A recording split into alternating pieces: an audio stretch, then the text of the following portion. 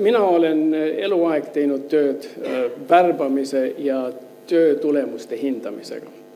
Ja kõige tähtsam printsiip seal juures on see, et kui sa tahad ennustada tuleviku töötulemust, siis vaata mineviku töötulemustest. Ja nüüd me oleme selles olukorras, et me peame otsustama, et keda te valite. Ja tähendab, et kas on mõistlik valida neid, kes on toonud teile hinnatõuse, eestlaste riigist väljavoolu, küttehinnad, mis on meeletult kallis, elektri hind, mis on uskumatu, aktsiisid, mis on elektri hinnal on Euroopa kallimate hulgas ja järjekindlus poliitikas.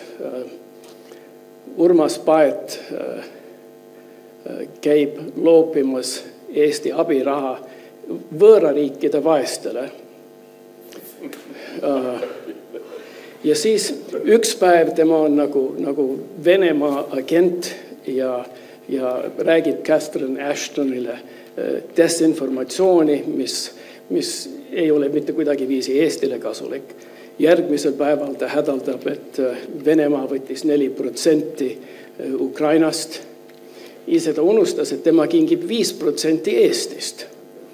Tähendab, et see järjekindlus täielikult puudub. Kui me räägime korruptsioonist, te oskate ise ajalehest vaadata, et siin oli tööturust, aga Eesti võttis 2009. aastal vist mingi 150, 60, 70 000 välisinimest siia. Minu arust nad olid põhimõtteliselt venelased. Ja ma mõtlen, et kui palju raha IRL siis sai nende korterite eest? Tohutav. Kui me räägime korruptsioonist, me teame, kuidas partei rahastamine käib. Riigihanked on isegi Euroopa Liidu tähelepanu pälvinud. Nii et me oleme praegust niisuguses olukorras, et